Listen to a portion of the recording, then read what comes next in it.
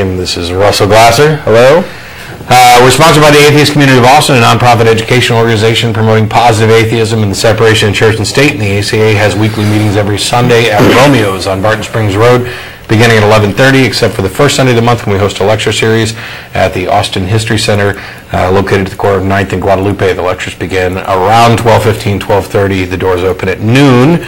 I'll get more into what all the ACA does. By the way, the next lecture is actually sitting next to me, or lecturer. It's not like I've got a stack with the lectures, but Russell's going to be giving the next lecture talking a little bit about evangelical atheism, or how to how to be an effective evangelist. How to be an effective evangelist.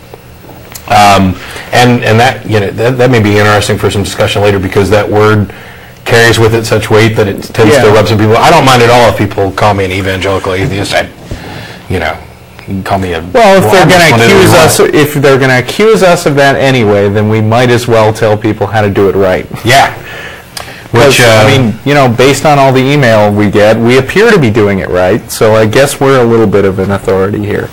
And some of the ways to do it wrong are to sue people over bumper stickers or threaten to stab women because they're Christians. But we won't get to some of that later on. Right. Yesterday was the ACA Bat Cruise, our annual event where we go out, we rent a boat and bring along some drinks and snacks and watch the largest urban bat population head out just after sundown to go clean out as many insects as they can, which is another thing that makes Austin nice. I didn't get a single bug bite last night, which was pretty cool. Got some bat poop though. Did you? They flew right over. Felt a little drip, yeah. But it turned out really well. We're happy that we got the big boat. We're more than likely going to be doing it again next year. Maybe adding some things to make it a more of a day event, or we've got some things to discuss on how to do it. But we're really glad that everybody showed up. We had guests in town from Houston, Dallas, New York, Canada. Can you believe that? I still can't believe it. Some folks came down from Canada, or at least they say they were from Canada. I didn't check driver's licenses or anything, but and we're really grateful that everybody came out for that. We have awesome fans. Yeah. I just want to say, and all you people. Yeah, we have fans, and those of us who don't like us, you're pretty cool too. But no, we had a good time. Cool. I was really glad to see a lot of folks came out. Next Saturday, the ACA is going to be taking a trip to the San Antonio Zoo. And for those of you who like to get up bright and early in the morning, the information is on the website, www.atheist-community.org. That's the website for the ACA. And in addition to a notice there about the trip to the zoo, you'll find out information about other events that we're having, including regular events like Atheist Happy Hour every Thursday at the Dog and Duck Pub at 17th and Guadalupe, beginning at around 7 o'clock. Any special events like the Bat Cruise, the trip to the zoo, Godless Pub Crawls, anything else we might come up with. We've done mini golf. There's a good chance that we may be bringing back board game night events in the future. Lots of stuff planned, and if you're in the Austin area, you're more than welcome to come to any of it. If you live outside the Austin area and want to come in for any of the regular or special events or whatever, we're glad to have everybody come down. Any atheist or atheist-friendly person is welcome to come to any of the ACA events. You don't have to be a member to attend.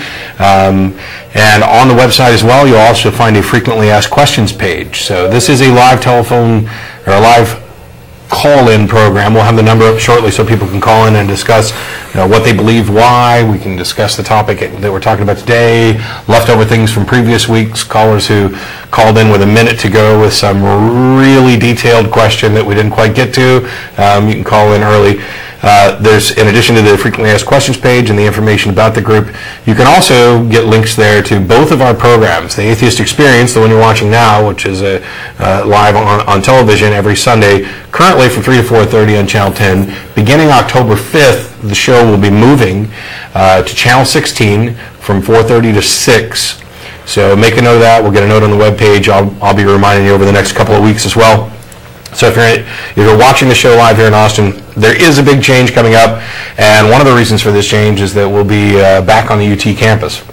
Because UT campus gets Channel 16, and with school starting, we're all in favor of reaching out to atheists, agnostics, seculars, free thinkers, curious liberal believers, people with questions, people who think they have answers. We're up for all of that. So that's the change that's coming. You can get the audio portion of this show as a podcast and as a downloadable audio file. You can also watch the entire program on video on Google Video. There's the 90-minute episodes are posted up. If you go to atheist-experience.com, that's the website for the TV show. There's a link there to an archive where you can find all of the links to older files for the entire, well, there's not one there for every episode, but the show's been on for almost 11 years, or right at 11 years. And we have video posted for a good chunk of that, and audio that we host for the last couple of months worth of shows. In addition to this program, the ACA also sponsors a bi-weekly internet audio podcast called The Nonprofits. That's Prophets. The website at the bottom of your screen will get you more information, www.nonprofitsradio.com. We were live yesterday. We'll be live again in 2 weeks, which is October 4th, I think. And we're actually going to have a guest on, Guy P. Harrison, author of 50 Reasons People Give for Believing in God, a new book that's out.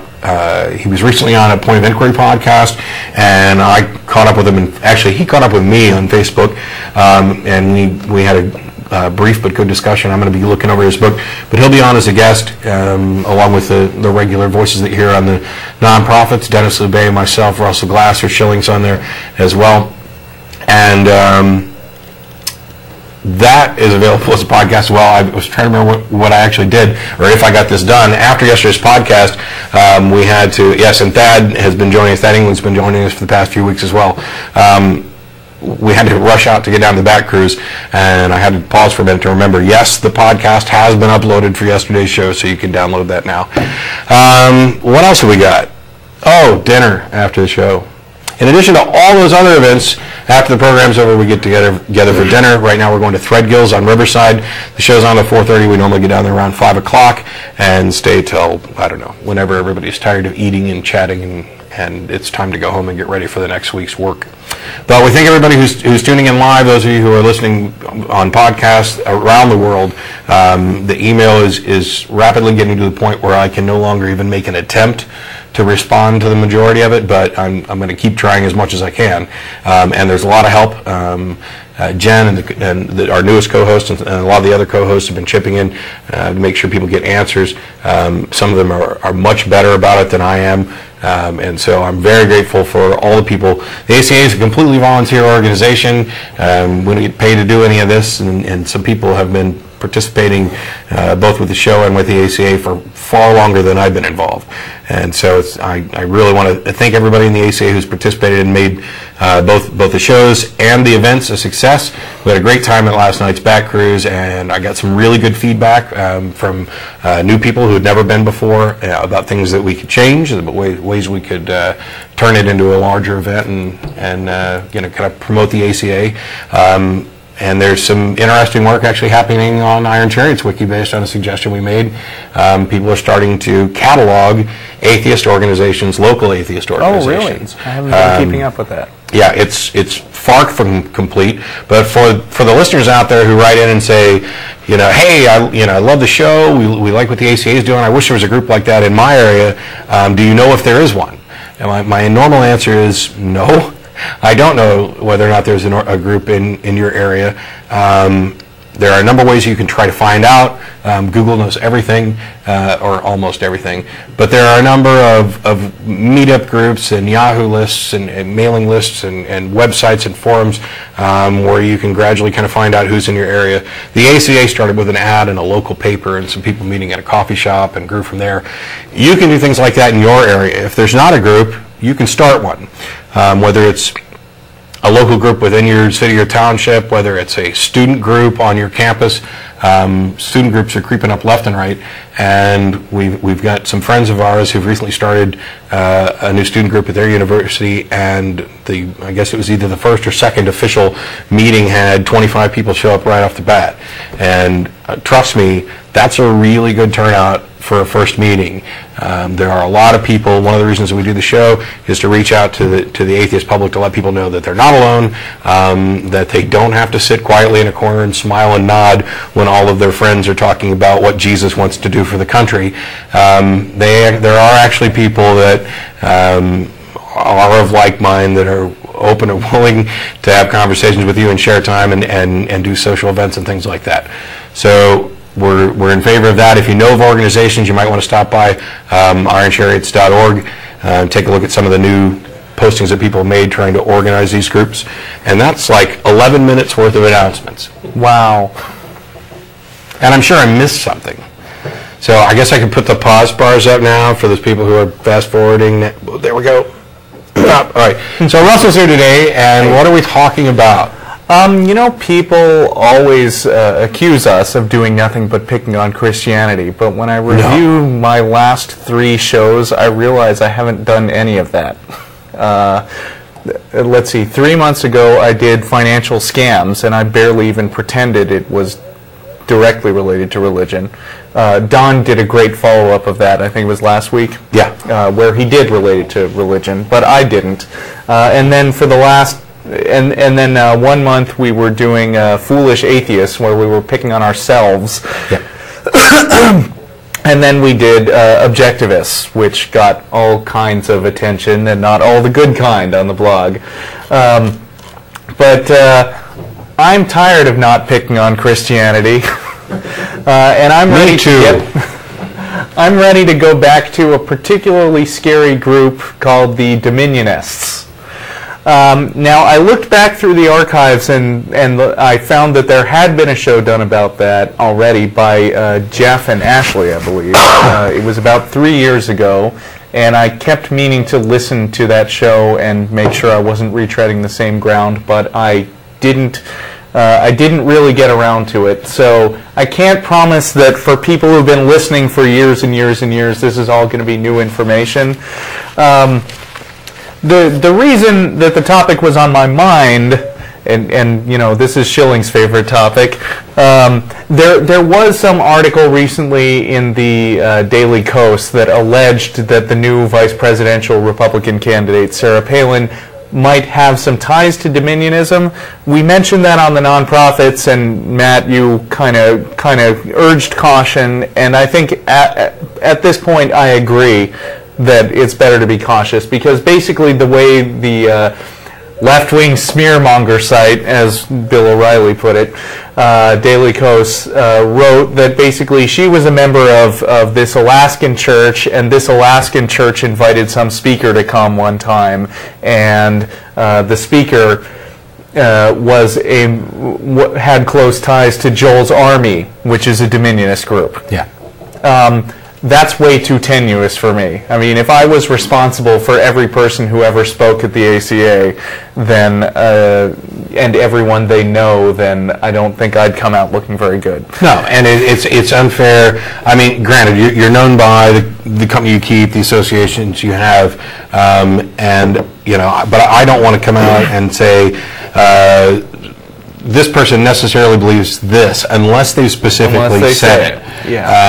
I have suspicions about what each of the candidates for president and vice president, what their actual beliefs are with regard to religion and kind of apocalyptic views. Mm-hmm. That's not right, but we'll pretend like it was the right word. Yeah. Apocalyptic views, but apocalypto. Yeah, and I have concerns. I have concerns about all of them with regard to their positions on church-state separation and where they think the line should be drawn. That's a big concern. And by the way, as a when nonprofit, it comes to Dominionists, the line is like I'm not sure what metaphor to use, but the line is like off of the grid. I mean, there is no actual line. So the one thing we're doing is, you know, we're not, we'd never endorse a particular candidate or party or anything along those lines, but we are allowed to talk about issues, and we are allowed to address, you know, statements and comments and positions of different candidates. But I think we're going to mostly stay away from candidates entirely today and focus on, Yeah, I would never group, uncritically pass on the rumor that Sarah Palin is a Dominionist, but consider it critically passed on. And it's a rumor. Actually, let's see. I put a blog post up citing a few links for the show today, and I've already got one comment, which I guess I'll read.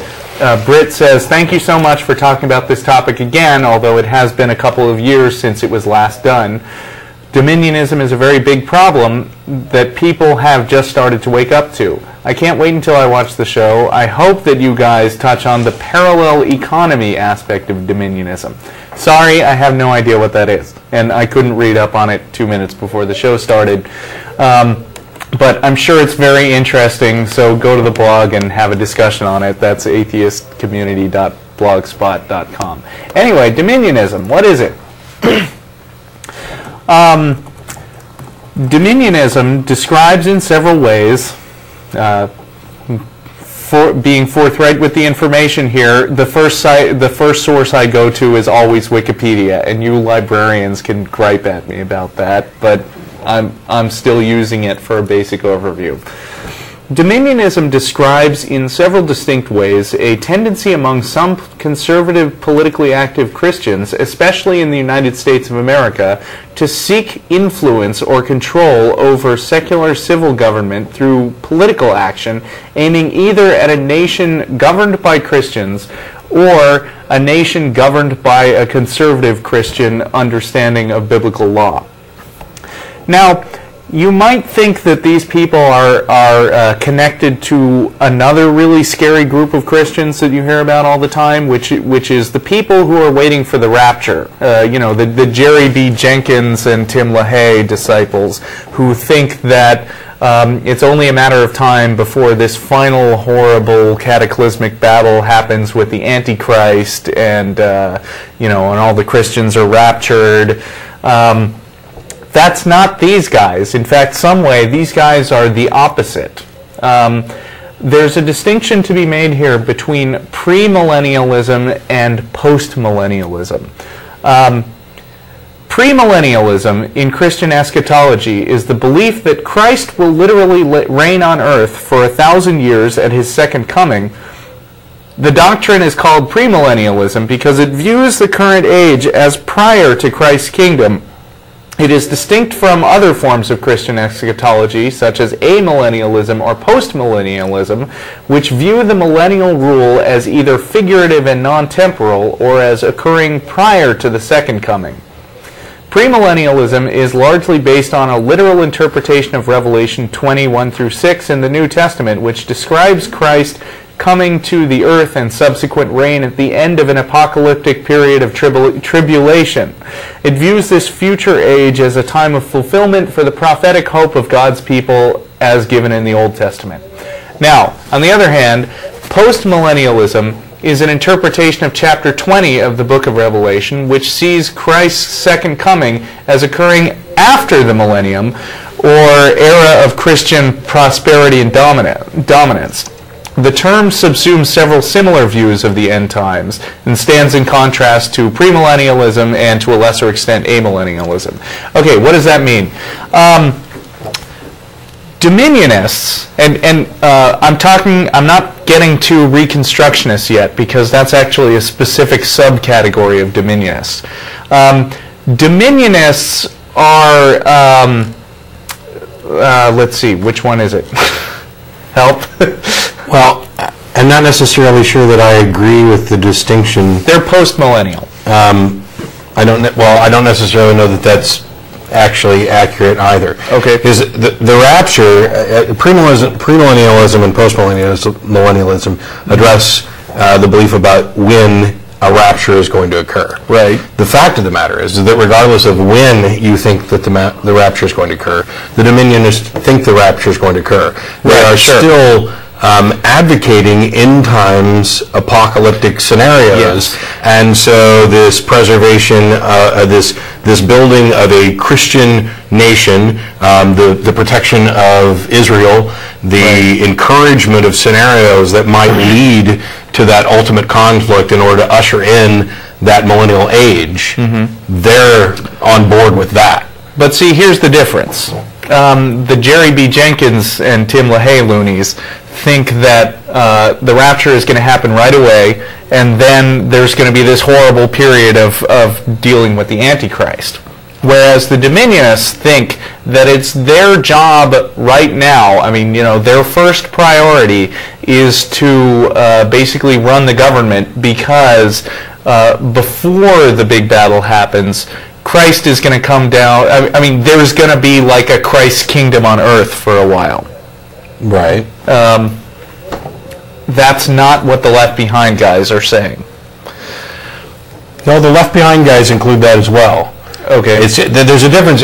The difference between premillennialism and postmillennialism is where you place the rapture. As Jesus is going to come spirit you away right away, and then there's this 1,000 years of, actually, there's tribulation and then 1,000 years of Christ's rule. Or if your rapturing is going to come after that. But all of them want to usher in the end times, because that means that we're all closer to getting home to Jesus. Right, but the Dominionists think that Christ's kingdom is going to be here on earth. Yes? Not that I'm aware of. Okay, let's actually get to the... Okay. Well, the thing is, Dominionism is kind of an umbrella term anyway. There are a whole lot of It's not like there's groups. We're the Dominionists. It's not like that. Right. And it's got kind of a negative connotation, and part of the reason that it's got such a bad reputation is it's actually one of the, I think the most prominent subgroup of Dominionists is called the Christian Reconstructionists. And I'm more interested in talking specifically about Reconstructionism, because they're the funnier, creepier group of Dominionists. So there is, let's see, there's an article, hold on, I'm very organized. Okay, it's the Creed of Christian Reconstructionism. This is from an actual Christian Reconstructionist group, and it defines what a Reconstructionist is. A Christian Reconstructionist is a Calvinist. He holds to historic Orthodox Catholic Christianity and great Reformed concessions, and Calvinists also believe in predestination, yada, yada, yada. A Christian Reconstructionist is a theonomist. Theonomy means God's law. A Christian Reconstructionist believes God's law is found in the Bible. It has not been abolished as a standard of righteousness. It no longer accuses the Christian, since Christ bore its penalty on the cross for him, but the law is a description of God's righteous character.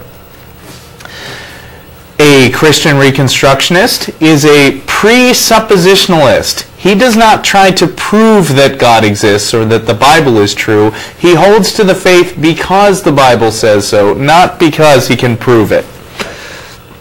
So this is actually sort of distinct from evangelists who try to make arguments to convince you that the Bible is right. These guys don't even pretend that they've got logical reasons behind what they think. They just say, this is a matter of faith, and you have to believe it anyway. A Christian Reconstructionist is a post-millennialist. He believes Christ will return to earth only after the Holy Spirit has empowered the church to advance Christ's kingdom in time and history. He has faith that God's purpose to bring all nations, though not every individual, in subjection to Christ cannot fail. And finally, the Christian Reconstructionist is a Dominionist. He takes seriously the Bible's commands to the godly to take dominion in the earth.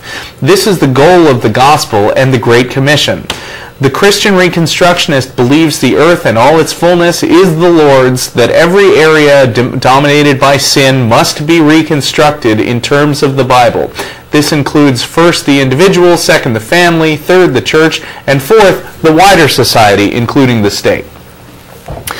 And I'm gonna talk about contrasts here a little more. There are a lot of there are a lot of Christians who believe that they should have influence in the government, but also at least regard democracy as a good thing. Think that America and its system of government was sort of ordained by God. We're the best country in the world. Go us, woo! And they at least pay lip service to the idea that they want to influence the government, but dominionists actually think, or at least reconstructionists actually think, that the government we have is destined to be replaced by a new biblical law. And we'll get into what that means in a minute. You got something to say? No, I'm good. Okay. I want to give an example of a reconstructionist who was prominent a few years ago, and I want to mention that Christian Reconstructionism was basically founded by R.J. Rushdoony in 1973, and in addition to having a hilarious name and starting the being credited as sort of the founder of Christian Reconstructionism, I also found out at just about the last minute that he's also credited with having being majorly influential in creating the modern homeschooling movement. So if you don't mind, I'm just going to take that opportunity to make a quick swipe at one of our other favorite targets. Nice. So Reconstructionism and homeschooling, founded by the same guy. I mean, the current modern form of homeschooling in the U.S. Okay, let me talk for a minute about my favorite disciple of R.J. Rushdoony, which is his son-in-law. And let me start out by reading something he wrote that may sound familiar if you have a long memory. The year 2000 problem, the year the earth stands still. We've got a problem. It may be the biggest problem that the modern world has ever faced. I think it is. At 12 midnight on January 1st, 2000, a Saturday morning, most of the world's mainframe computers will either shut down or begin spewing out bad data. Most of the world's desktop computers will also start spewing out bad data. Tens of millions, possibly hundreds of millions of pre-programmed computer chips will begin to shut down the systems they automatically control. This will create a nightmare for every area of life in every region of the industrialized world. It's called the year 2000 problem. It's also called the Millennium Bug, Y2K, and the Millennium Time Bomb. The bomb isn't going away. Think of what happens if the following areas go down and stay down for months or even years. Banks, railroads, public utilities, telephone lines, military communications, and financial markets. What about Social Security and Medicare? If Social Security and Medicare go down, it will affect millions of people, yet both programs are at risk. Months before January 1st, 2000, the world's stock markets will have crashed. Who is going to leave his money in his bank if he thinks his bank's computer is not reliable? A worldwide run on the banks will create havoc in the investment markets. People who have placed their retirement hopes in stocks and mutual funds will see their dreams vanish. How reliable will stocks and mutual funds be if the banking system has closed down? How will you even get paid? How will your employer get paid? How will governments get paid? Hey Matt, remember when all that happened? I might have been asleep that day. It got better. Yeah, there was like horrible Armageddon for a couple of minutes, and then it just went away. Oh, weirdest thing. No, actually there wasn't. Not even for a couple of minutes. No. It's like this threat of an asteroid's going to collide with the planet, and it just misses. Whoops. That's amazing how that happened. The guy that I was just quoting was Gary North, who happens to be R.J. Rushdoony's son-in-law, and presented himself as this very unbiased observer who's a hard-eyed realist. Excuse me. Who was just trying to warn people of the impending doom. And there's this very amusing article in Wired magazine on January 5th of 2000, which I've linked from the blog, saying, After a relatively smooth transition to 2000, North finds himself in the somewhat uncomfortable position of having to retract his doomsday predictions. I am certainly willing to say that my assessment of the threat as things have played out was incorrect, North wrote in a statement published Wednesday on his website. Well, good for him. Yes, good for him. I mean, there are plenty of other, there are plenty of other doomsday predictions that are taking place, especially with regard to the rapture / tribulation / millennialism thing, where the end of the world is coming. Are you ready for the rapture? And then people will give a date, and it's coming now. And when they're wrong, I don't normally see a statement saying, obviously I was wrong. But what we end up seeing is, I might have made a mistake here, but the new rapture date is, Well, and they start pushing. Oh, did he do that too? Well, actually, I looked real hard for new rapture, new end of the world predictions, and I have to give him credit for not. I couldn't stomach reading his website for very long, but it doesn't seem to me like he's a prominent person who's saying the world's ending right now. I have some dates. Oh yeah. Yeah, 1844, William Miller predicted Christ would return between March 21st and 1843 and March 21st, 1844. So you have like a whole year span, which is actually pretty good because. Oh, by the way, you have the phone number. yeah. By the way, the phone number's up. You can call in and talk about this or other things. That's a good kind of thing. But he revised his predictions, claiming to have miscalculated to October 22nd, and that's where the Advent movement, the Seventh-day Adventists came from. 1977, William Brannan prophesied the rapture would take place then. Chuck Smith thought it was 81. Edgar Weisnett published a book, 88 Reasons Why the Rapture is in 1988. 1989, publication of The Final Shout by the same guy. So he published 88 Reasons Why the Rapture was in 88. 89, he didn't give 89 reasons. He just called it The Final Shout, Rapture Report, 1989. Maybe he just had to give one more reason. Well, evidently even more, because he also called it for 92, 95, and other years. A Korean group predicted it in 92, 93, 7 years before the millennium. There were a number of predictions about 2000. John Hinkle predicted June 9th, 1994. But now there are some that are for the future. Harold Camping's revised prediction has May 20... Revised. Good for you, right, Harold?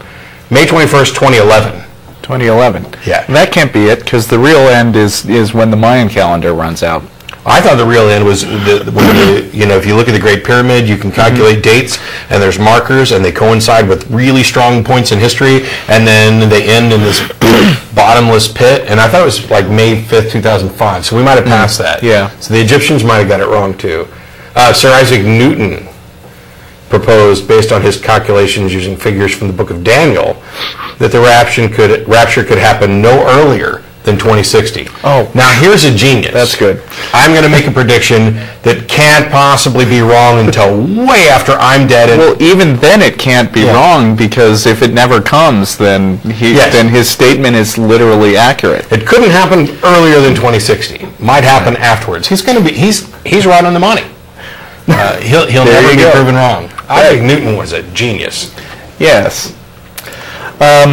The article in Wired then went on to say, though, that Gary North has made a living predicting that modern society will end in panic and ruin. During the 80s, he advised people to stockpile gold because he saw a nuclear war coming with the Soviet Union. And around the same time, he predicted an AIDS epidemic that would overwhelm the world's hospitals. We should probably take that one. Okay. We got a caller coming. Is it Max? Yeah, what's up, guys? How you doing, Max? Doing good. A great show. I've been downloading it and watching it. I'm doing some home remodeling right now. Just put it on loudspeaker and going to town. Cool. Yeah. I got a quick question. As I understand, the purpose of Dominionism is that the followers of that belief have the government that they installed. Do I understand this correctly? That they run the country eventually? That's the idea. Yeah, that's the goal. And if that's the case, isn't this a little kind of too late to worry about that? I mean, we have God on the money, God's in schools. We have politicians that openly worship God. We have, as a matter of fact, it's bad now to come out and say, I don't believe in God. Nobody would vote for you. Right. We have a president who says, God told me to go to war, in so many words. Basically, the question is, what's the big deal? We're already almost there. We may be almost there in some regards. I wouldn't even agree that. But we're I don't think that we're nearly so close that it couldn't get a lot worse. But the big thing is we have a secular constitution that guarantees freedoms to all of us.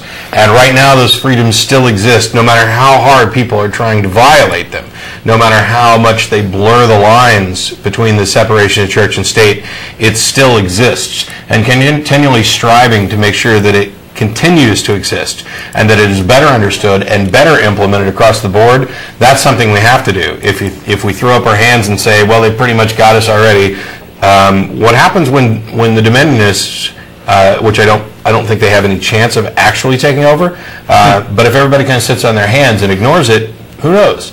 What happens when they take over is that all of a sudden those freedoms that allow us to question things, to have our own beliefs, to freely express our own beliefs, to do shows like this, to, no matter how disapprovingly someone may look at you for being an atheist, still being allowed to publicly express that you don't believe in the invisible man in the sky who's going to come save us all before the end of the world. Those freedoms go away. We don't currently have executions for heresy, so we're actually a long way from a theocratic government, no matter what it looks like. Yeah, I'm not necessarily saying that that these particular individuals have the deeply nefarious goals of bringing back the Dark Ages and witch trials. Wait till you read. I think that a lot of the things that they've said approach that. I'd hope that people are still reasonable even in their delusions and bigotry and religiously inspired fervor. That may not be the case, and I'm not willing to test the theory. I'm not willing to sit by and say, you know what, they're already doing most of this. I'm not going to fight them. Screw it. I'm fighting them till I'm dead. Or until we get the country back and the world back to, or maybe not back, as we've probably never been there worldwide or even within a nation. We get the world to a state where, you can believe whatever silly nonsense you want, but your rights and freedoms end where mine began. We both know and acknowledge this, and we live cooperatively based on those things that we agree on, and leave decisions about how an individual conscience is going to dictate somebody's actions up to the individual. Thanks for the answer, and just real quick before I hang up, why is it that they have this policy of incrementalism where they keep pushing, just a little more, just a little more, just a little more, and then 10 years go by and all of a sudden you realize that, most of your politicians are fairly religious. What can we do to kind of push back? Because it seems like, especially in the last, 5 to 10 years in terms of religion and government, as well as scientific advances, stem cell research. Europe just built Large Hadron Collider, and we're kind of behind on that. It seems like they're pushing, but we're not. What can we do to kind of push back? Okay. We'll go ahead and answer that offline so we can get some room for more callers. I appreciate the call, Max. What would you say we could do?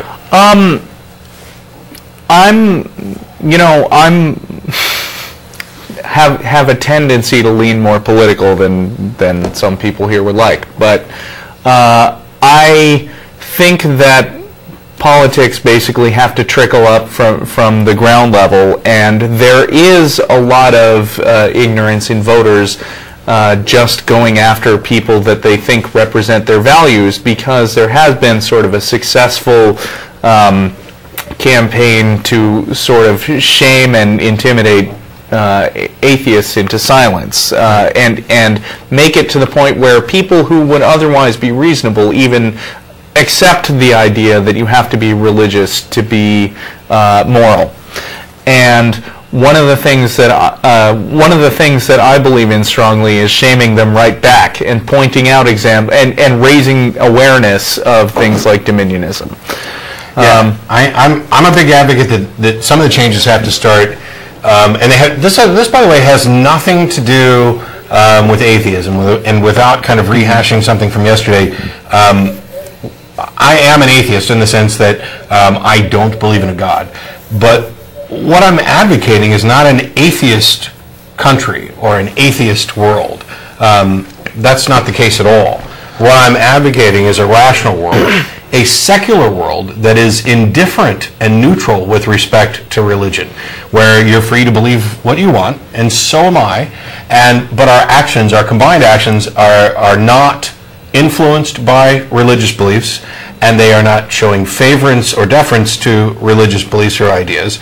I think the first course towards a solution, I think it's got to be education. We have failed miserably with regard to public education and to some extent private education in the United States as well.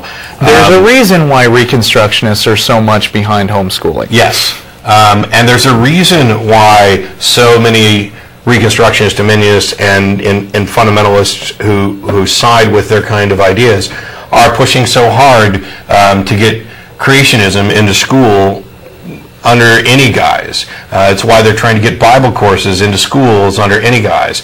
They're trying to cut us off at the knees. Let's get this stuff drilled into people's head. We have a tendency to, even the non-religious in the United States, we've been kind of trained to religion is taboo.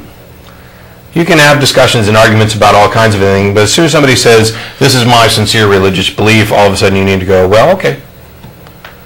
And I'm saying, no, you don't. You don't get a cop-out of saying, I believe this, and my justification is based on my religious belief. All of your beliefs need to have a good, rational justification behind them. And if they don't, then you are admitting that you hold irrational beliefs. It's fine if you want to do that, but you cannot defend your position to others with reason and evidence if yours is just a matter of preference. I don't want to live in a world where there's not a God who loves me. Tough, you do.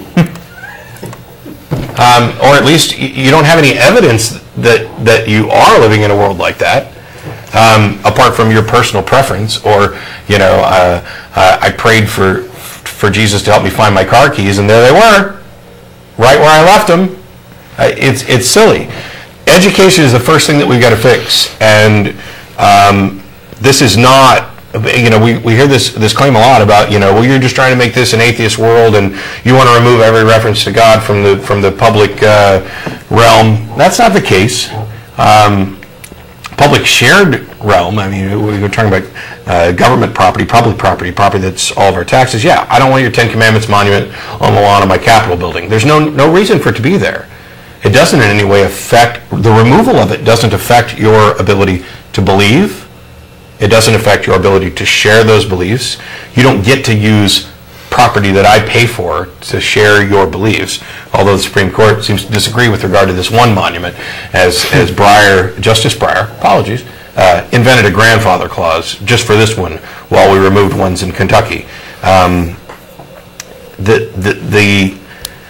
The idea that we need to fix education isn't, and by the way, if we remove that monument, which is where I was going, that ground doesn't become atheist ground. The removal, every blank piece of paper is not atheist paper. It's secular paper, I guess, in the sense that it doesn't contain any promotion to religion. It's neutral towards religion, and that's the thing. If I give you a blank piece of paper, you could write a beautiful poem, you could write a song, you could draw a picture, you could write down your religious beliefs, you could write down your atheistic beliefs, you could write anything you want on the paper. But when the paper is empty, it's not advocating anything. And a lawn that is not polluted with religious figures is not an atheist lawn. It's a secular lawn. It is a non-religious lawn. It represents government neutrality towards religion, and that's what we're striving for. The freedom for everybody to have their beliefs without imposing on everybody else. And I think education is a place to start. In answer to the question, what's so bad about Dominionism? How could it be much different than what we have now, where politicians are already religious. I'd like to read a quote from actually this guy who spoke up at the Wasilla Assembly of God. Again, not associating him with Sarah Palin, except for the fact that she mentioned that his prayer helped her become governor of Alaska. But this thing from the... She cheated. Yeah. This thing from the Times Online says that the pastor, his name is... oh, shoot. Dead air. Thomas Muthie. Founded his ministry with a witch hunt against a Kenyan woman who he accused of causing car accidents through demonic spells. Nice. According to the Christian Science Monitor, 6 months of fervent prayer and research identified the source of the witchcraft as a local woman called Mama Jane, who ran a divination center called the Emmanuel Clinic. Her alleged involvement in fortune-telling and the fact that she lived near the site of a number of fatal car accidents led Pastor Muthie to publicly declare her a witch responsible for the town's ills and order her to offer up her soul for salvation or leave Kiambu. Says the Monitor, Muthie held a crusade that brought about 200 people to Christ. They set up round-the-clock prayer intercession in the basement of a grocery store, and eventually, says the pastor, the demonic influence, the principality over Kiambu, was broken when Mama Jane fled town. You know, I'd say that, I don't know how big Kiambu is, but I'd say that if you grab a couple hundred people and throw them in a basement to have prayer vigils, you've reduced traffic enough to where you're probably not going to see as many accidents anymore. That's a good point. Yeah.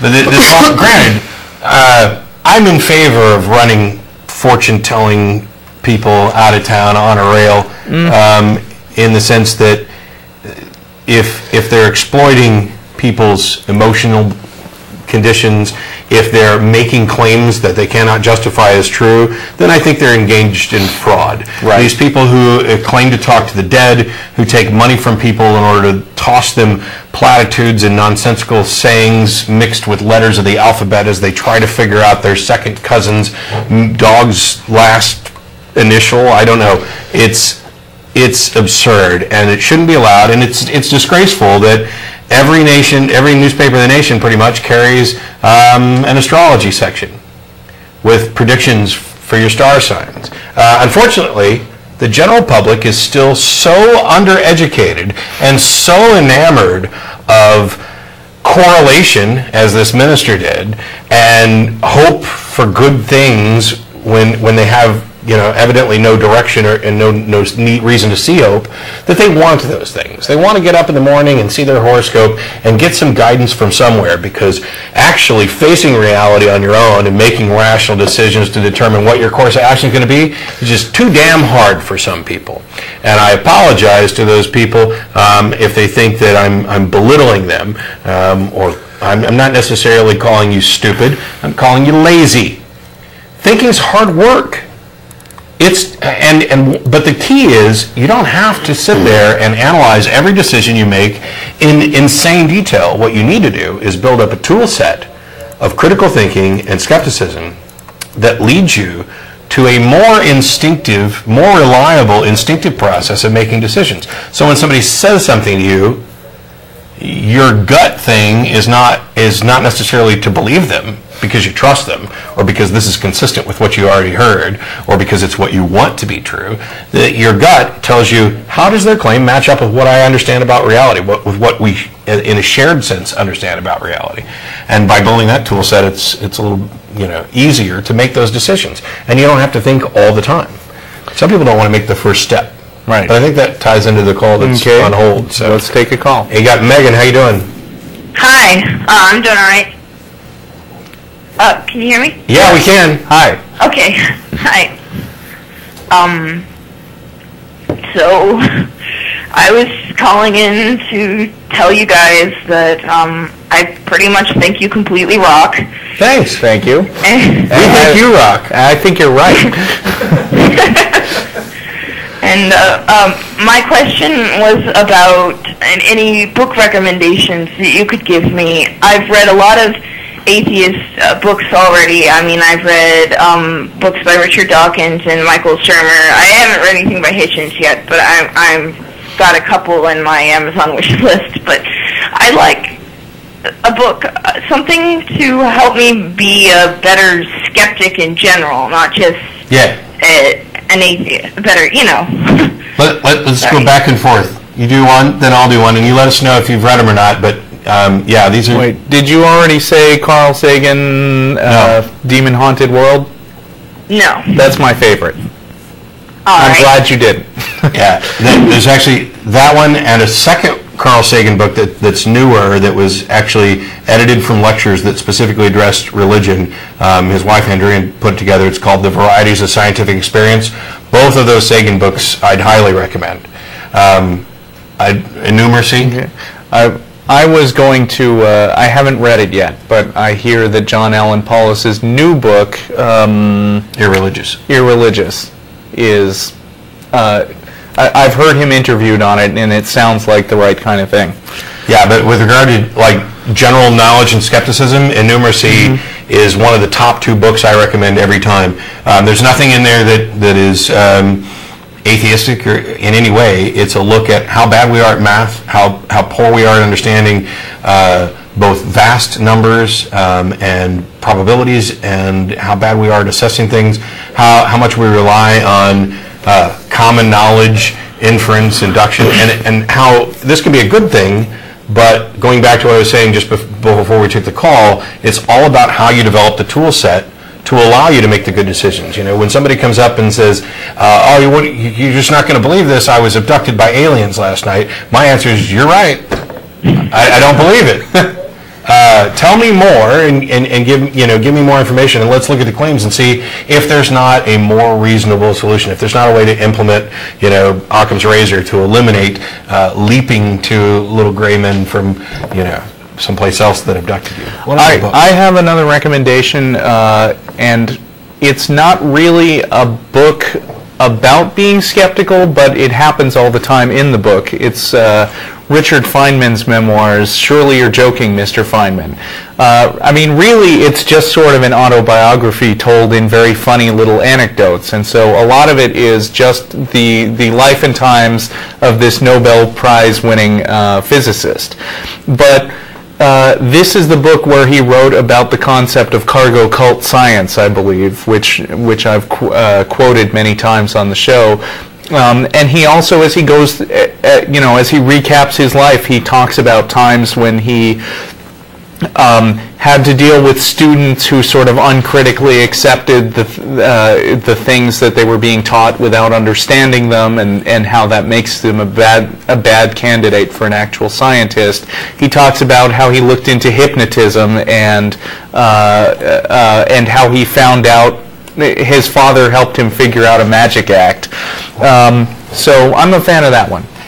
And I guess finally, since we don't want to pull off an entire, huge reading list, if you want to go back in time a little bit, and I find this interesting, we've lost a lot of ground, and by we, I mean humanity on the whole,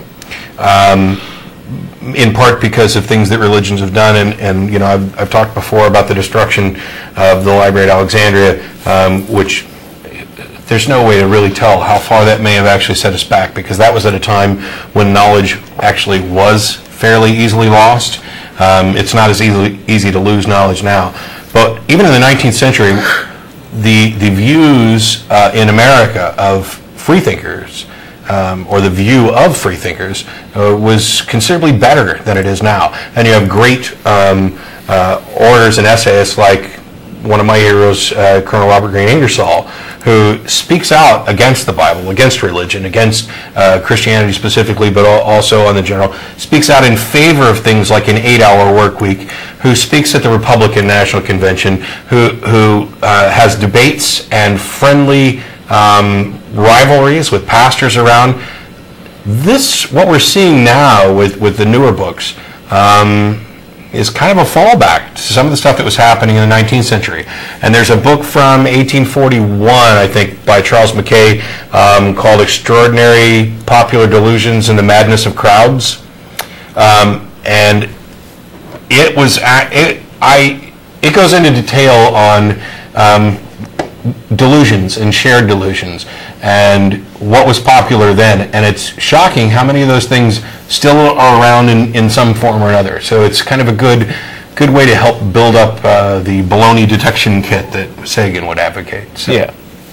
Hi, that sounds really interesting, actually. I've got one I'm reading right now that's called Discarded Science. Mm-hmm. And it's all about ideas that seemed like a good idea at the time, like about how we've progressed from thinking blood was continually produced in the liver to understanding how things really work. That'd actually be cool. Does it go into things like phrenology, checking the bumps on people's heads, and other ideas like that, the ether theory? And I believe it does. It definitely goes into the luminiferous ether. I've just finished the first chapter, which was all about the age of the Earth and the plate tectonics, things that preceded plate tectonics. That sounds great. Who's the author? Yeah, who's the author? The author is John Grant. Okay. All right. Well, I'll look that up and add it to my list. So you helped us out, too, because I haven't read that. I'm glad. I just wanted to say again that, I mean, you guys are really awesome. I'm actually calling from out of the country through a Skype number, and I don't have too many people over here that I can, like, talk with in English, and listening to this show every week is just kind of a little bit of a lifesaver for me, I guess. Oh, wow. Where are you? I'm in Hokkaido. Oh. Where? Hokkaido, Japan. Oh, okay. We have, there are other listeners who've written us from Japan. Really? Americans in Japan. I tell you, send an this email. This would be a good time to remind people that you can email the show using the address tv@atheist-community.org. That goes to myself, the co-host, and everybody behind the scenes. And Megan, if you want to, you can email me. And if there are other listeners in Japan right now that are looking for other people, so they don't feel so alone. 2 weeks ago we had Steve, who's an Australian in Japan, writing to us saying. So maybe we can connect some people in places where it's difficult for people to do it themselves. But please don't hesitate to call in when you want to, or drop us an email, or have a discussion.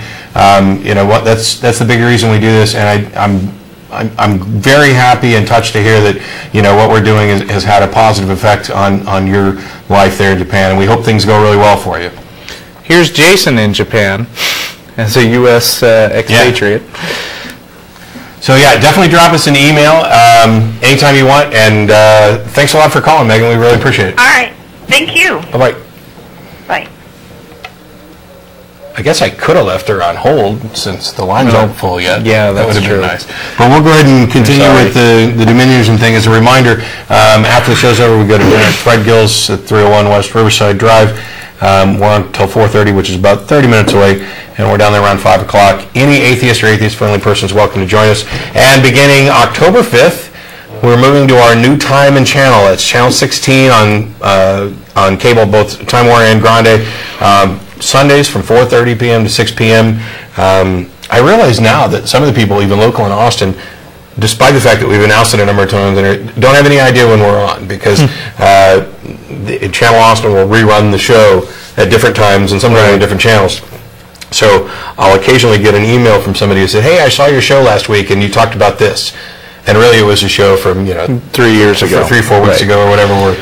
But yeah, so October 5th, there's a new time in channel 16, 4:30 to 6 p.m. But for those of you who aren't watching live, you probably won't notice any change at all. We'll still get the podcast out. We'll still get the Google video up. And you can find out more about that at atheist-experience.com. Excellent. I don't really have too much more to go over, so it disturbs me that we have empty lines. Call in, guys. Although I do have several articles that I could just start reading if we get desperate. This one comes from an article called Theocratic Dominionism Gains Influence. It's an article from publiceye.org, and one of the bits of the article outlines the Christian Reconstructionist view of capital punishment, which is, of course, an interesting question if you think about, some of the laws in the Bible. Epitomizing the Reconstructionist idea of biblical warfare is the centrality of capital punishment under biblical law.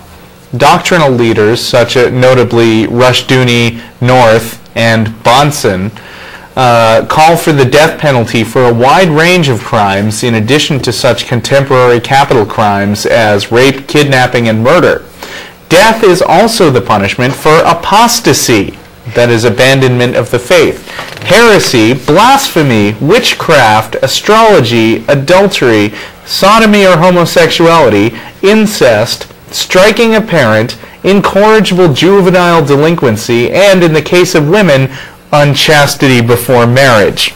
Wait, can you read that off again so I can figure out how many of those I've actually done? Apostasy? Oh, yeah. Heresy? Yeah. Blasphemy? You bet. Witchcraft? No. Astrology? No. Adultery? No. Sodomy or homosexuality? As long as there's an or in there? Yes. Oh, okay. Incest? No. Good. Striking a parent? Never. Incorrigible juvenile delinquency? Well, you'd have to ask my parents. I don't know how incorrigible I was, but... And for women, unchastity before marriage. That doesn't apply to you. It doesn't apply to me. You're a man, so... Evidently, I got some work to do. Right. But I'm pretty much doomed on all counts, I would say. Uh-huh. Well, unless you're going to work on the incest. No thanks. Didn't think so. According to Gary North, women who have abortions should be publicly executed. Nice. Along with those who advise them to abort their children. Nice. What about the people who advise those people to advise them to have abortion? Well, we could ripple out and just kill all the pro-choicers in the country. That would be, that would be efficient. Rushdoony concludes, God's government prevails and his alternatives are clear-cut. Either men and nations obey his laws or God invokes the death penalty against them. Reconstructionists insist that the death penalty is the maximum, not necessarily the mandatory penalty. However, such judgments may depend less on biblical principles than on which faction gains power in the theocratic republic. The potential for bloodthirsty episodes on the order of the Salem witchcraft trials or the Spanish Inquisition is inadvertently revealed by Reconstructionist theologian Reverend Ray Sutton, who claims that the reconstructed biblical theocracies would be happy places to which people would flock because capital punishment is one of the best evangelical tools of a society. Nice. I'm so tempted. That group that was going to try and move all of the Christians to South Carolina or whatever. I'm tempted to give them a state. Yeah. And let's give them a decent state. And just, you guys move everything there and set up your government. Let's just see how well it goes. I would like to see it play out. I just wouldn't like to displace all the people who already live there. Yeah, my big objection is that while I'd like to see, we can't run the experiment. While I'd like to see it play out to some extent, I care enough about their kids that I wouldn't want to subject their kids to that. Right. And there's a whole bunch of nightmares about, hey, I'm stuck in South Carolina with my snake-handling, second-coming nut-job parents, and I'd really like to get out. But the laws of our new country prevent me from doing that. And I'm pretty sure that the secular, rational world would end up going to war with these nut-jobs in order to try and save the kids, if nothing else. Yeah, I think, you're free to start a theocracy, but try somewhere other than the United States. And by the way, we've got kind of full lines, but okay, now the notes are coming in. Okay. Just the end of this passage from the article. The biblically approved methods of execution include burning, at the stake for example, stoning, hanging, and the sword. Gary North, the self-described economist of Reconstructionism, prefers stoning because, among other things, stones are cheap, plentiful, and convenient. Punishment for non-capital crimes generally involve whipping, restitution in the form of indentured servitude, so they want slavery, or slavery. Yeah. Just in case that last one wasn't literal enough for you. Prisons would likely only be temporary holding tanks prior to the imposition of the actual sentence. Yeah. So, well, wow. See, stoning is one of those things. I mean, without going into detail the specifics of kind of my stance on capital punishment, but if you take a look at different types of capital punishment, I certainly think that whether you're opposed to it or not, you could probably be okay with the fact that some sorts of capital punishment are more humane and less painful to the individual than others. I would think so. Yeah, I mean, putting somebody to sleep would probably be preferable from, I don't know, slicing them up bit by bit.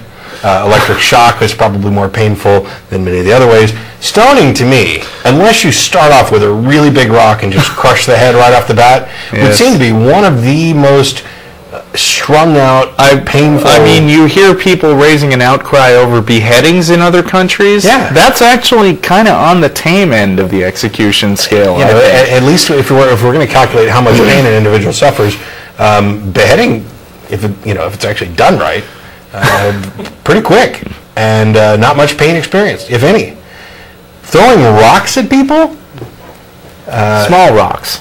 I mean, medium-sized rocks. The ones that float. Yes. Are there any women here today? No. All right, so we got full lines. We want to take calls. We got about 25 minutes left, and hopefully when we switch times, the calls that come in later in the show will actually be earlier in the show, and maybe we'll see more of that. We got Bill. How you doing? Hi. How are you? Okay, Matt and Russell. It's good to hear from you. All right. I have this captain that's about to be an atheist. I'm a golfer, and of course, the atheist is the other meaning. Yeah, I was at the VA in Temple for cataract surgery, and the ophthalmologist saw my cap, and he said, I'm a strong Christian. And I said, where's your evidence of a God? And he says, the eye. He said, there are 12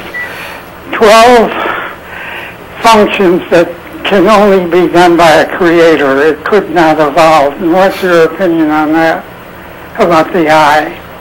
He should look at the actual record of animals that are alive today, which exhibit various different forms of the eye with and without those features. I mean, all that's required for evolution is that there be a small stepwise path that exists from point A to point B, and that each step in that path winds up being slightly beneficial over the previous one.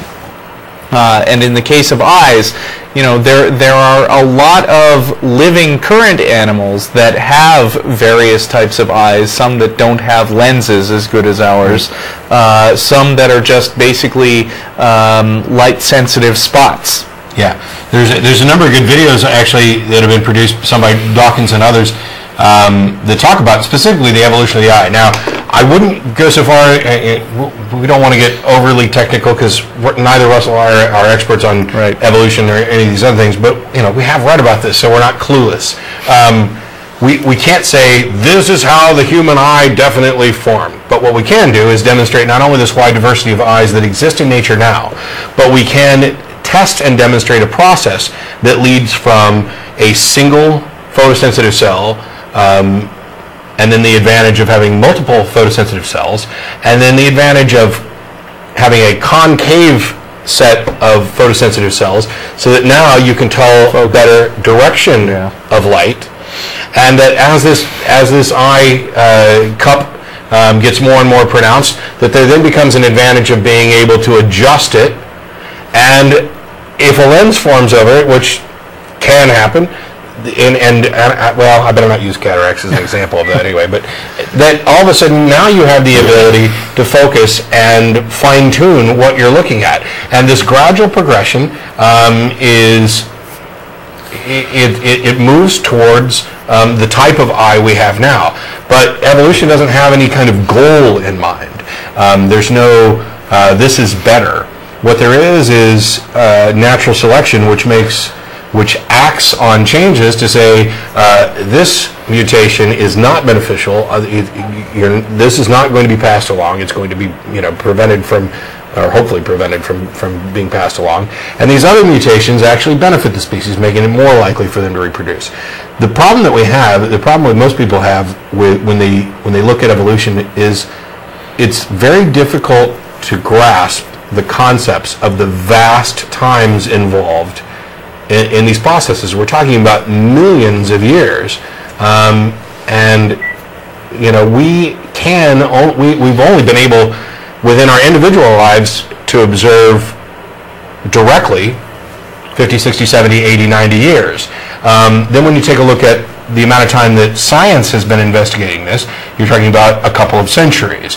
And and even if you expand that to the bulk of human history of what we can learn and know about, you're talking about thousands of years. And that is still just the teeniest little chunk of the millions of years process that led to this. It's really hard to grasp how tiny changes over that much time can lead to something. And people will say things like, well, we don't see evolution right now. Yeah, we do, all the time. And speciation's observed. With regard to what your optometrist was saying about there being 12 functions that require a creator, I don't buy it for a second. It sounds a lot like irreducible complexity as a claim, and that is fundamentally flawed from a logical point of view. It is an argument from ignorance or personal incredulity that says, I can't see how this sort of level of complexity could have arisen through natural processes, therefore I'm going to go ahead and say that a God did it. And that's just not a justified conclusion. Is that it? Thanks, Matt. Thanks, Bill. Appreciate the call. Thank you for calling. Take care. Real quick, it occurred to me that I hadn't really drawn the connection that I wanted to between Gary North's loony Y2K stuff, which really did take in a whole lot of people. I mean, when I was teaching a class in 1999, they made me give essay assignments to people who were basically in a programming class. And I let Y2K be one of the topics. And I think 3 or 4 of them chose Y2K as their paper topic. And without exception, they were all of the school of thought that it was going to be the end of the world as we know it. Really? And these were bright adult students who were learning computer programming. I emailed them all after I had left the school and said, you all retroactively fail the class.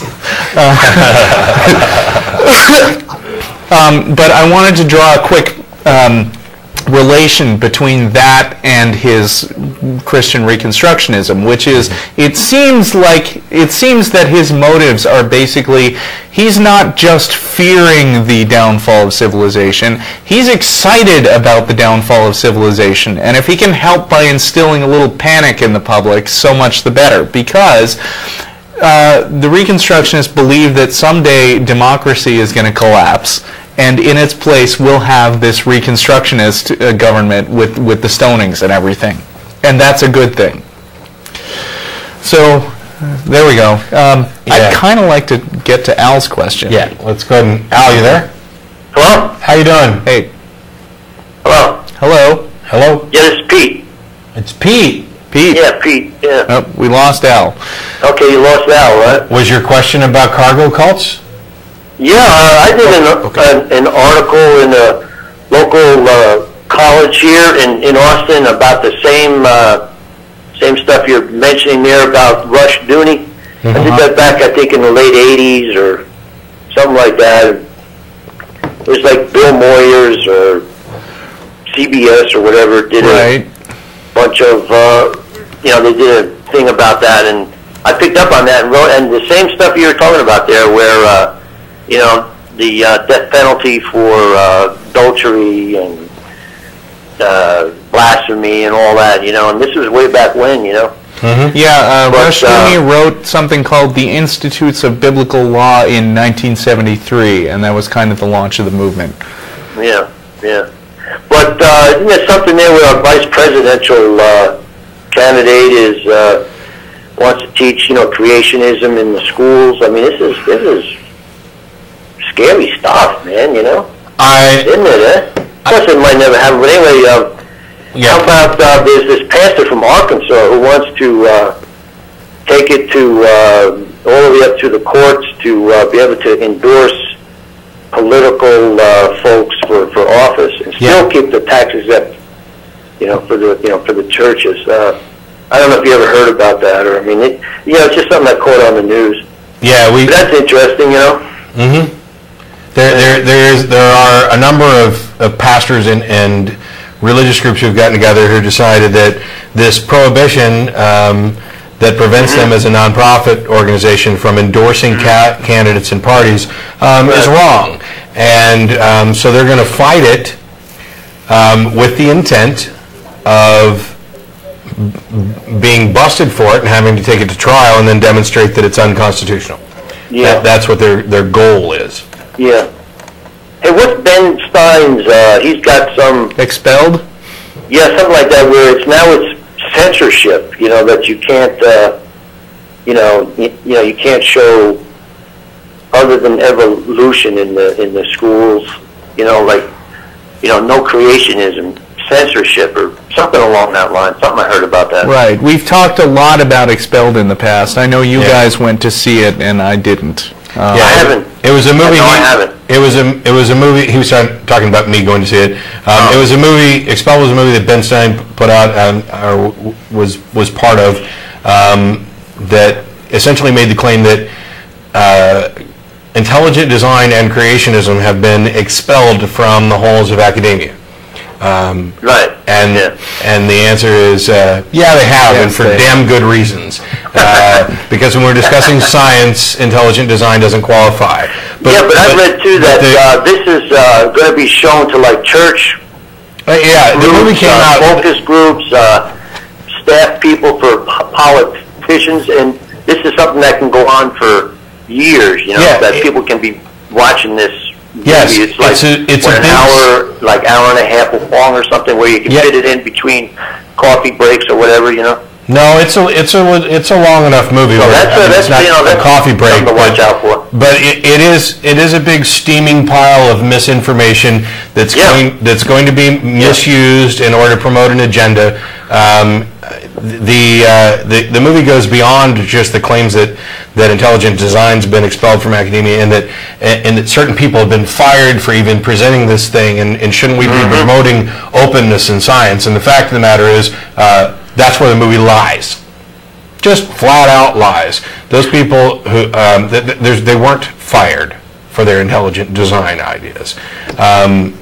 Science isn't a thing. The scientific process, and the scientific community uses the scientific process. It is self-correcting. It is not only not closed to, but it encourages criticism and inquiry. But it has very strict guidelines for what qualifies. You don't just get to walk into this claims, scientific study group that has this established theory with evidence for it and say, you know what, I kind of get the feeling you guys are wrong, and it's because this leprechaun whispered it into my ear. And I think that if you don't consider my hypothesis as equally valid and give it careful and equivalent consideration, that you're just being closed-minded elitists. Well, you know what? They are. They are being elitist. They're not being closed-minded. They're being elitist, and there's nothing wrong with that. One of the things that I read in the criticism of the movie was that for all their whining about how it wasn't included in schools, there was not 1 minute of the movie actually devoted to making a case for intelligent design. That's a very good point.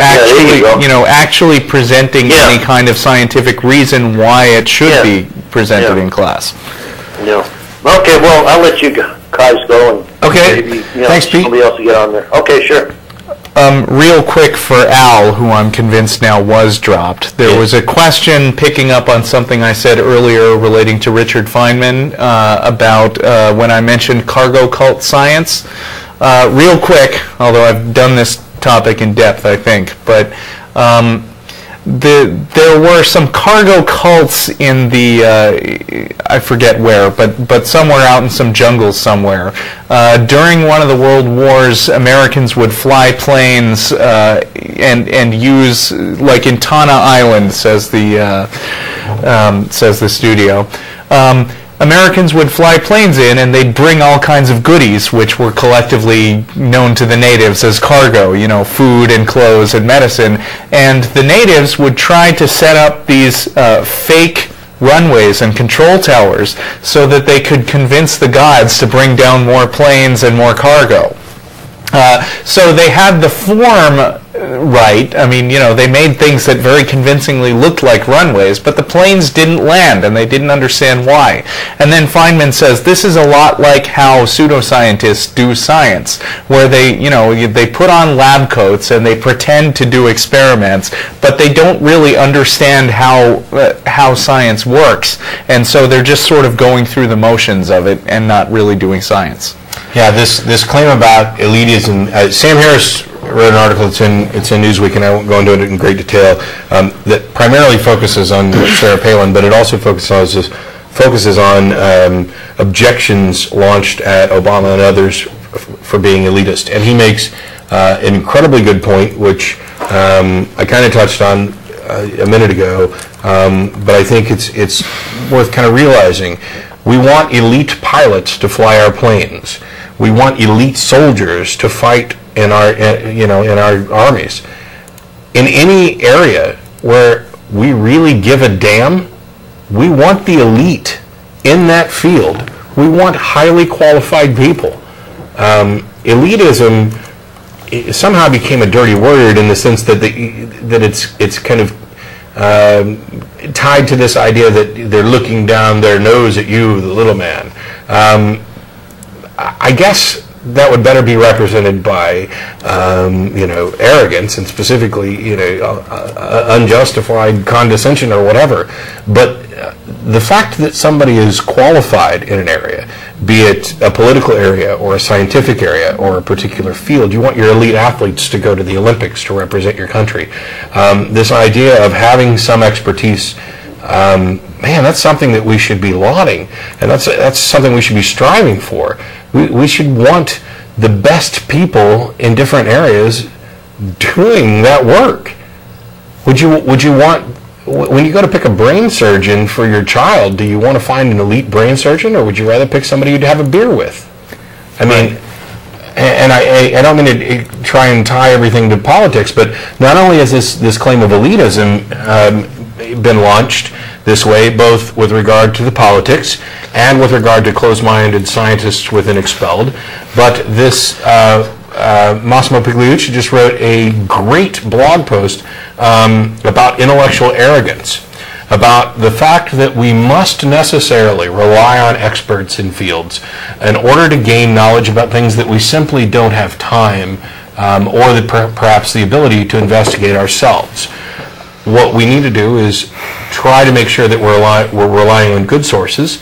The peer review process is demonstrably one of the best ways of making sure that the information you're getting best represents the best knowledge and understanding of the best in those fields. And when people come along and say, well, science gets it wrong sometimes, or I just don't trust them, or what about this religious idea, or I just don't believe them, it doesn't matter that they're experts, they seem to be kind of arrogant. No.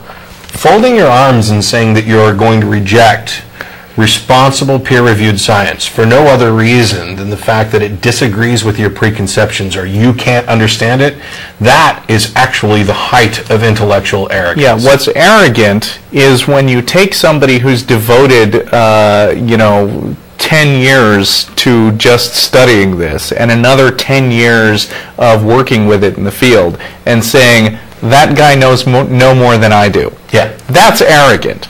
Yeah, the logical fallacy with regard to an argument from authority is only a fallacy if you're citing an authority in one area. I'm actually talking, but that's okay. Citing an authority in one area for something else. The camera loves me. 4 out of 5 doctors say Jesus was God. Okay, they're doctors, but they have no expertise in this religion area, and I'm not sure that anybody does, by the way. But 4 out of 5 priests recommend, Dentine. Who cares? That's a fallacy. But when you get 4 out of 5 dentists, now you've got a real statistic from real experts. It's not a fallacy. It's not an argument. You may be misrepresenting statistics.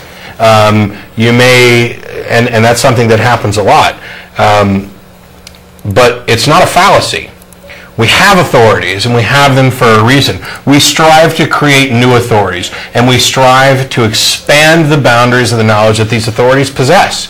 To shrug it all off just because you don't want to believe it or you can't understand it, that's intellectual arrogance of the highest order.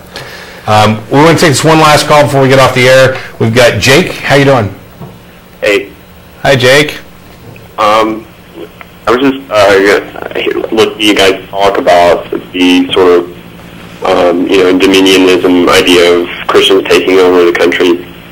And while you guys are talking about that, I realized that it's really similar to an issue that I guess Pat Connell sort of brought up in his last video. Well, I guess it brings up a lot, but sort of the Islamization of Europe and how, just recently, the UN Human Rights Council had basically said that you can't criticize Islam, or, they use Islam as an example. You can't criticize any religion, but Islam is the only religion they actually mentioned. And then in April, I believe they're doing another convention where they're going to try and actually, I guess I'm not really sure about how much power the UN has, but try to pass some kind of law or policy or whatever that says you can't criticize religion. Yeah, I think Thad Engling on Nonprofits actually brought some information in on this, that in addition to like the UN treaties on human rights, there's also an Islamic treatise on human rights. We were going to discuss it during yesterday's show and ran out of time. I think it's a topic that's worth hitting on both shows. That's because everybody was arguing against me. That's okay. I think it's that this topic is something that would probably be suited to both shows. There are a lot of issues where, and I don't know that it's necessarily a rough equivalent to Dominionism in that they're trying to take over, but there are changes being made by governments that are definitely showing deference to Islam.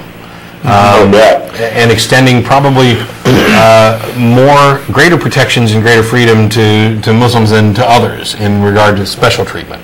Yeah, and of course Christians have what P.Z. Myers calls fatwa envy, which is, if they act scary enough, then maybe people will refrain more from criticizing them too.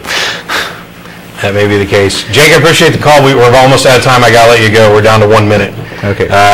By the way, for those of you who didn't get through on the telephone today, you can send an email to tv@atheist-community.org.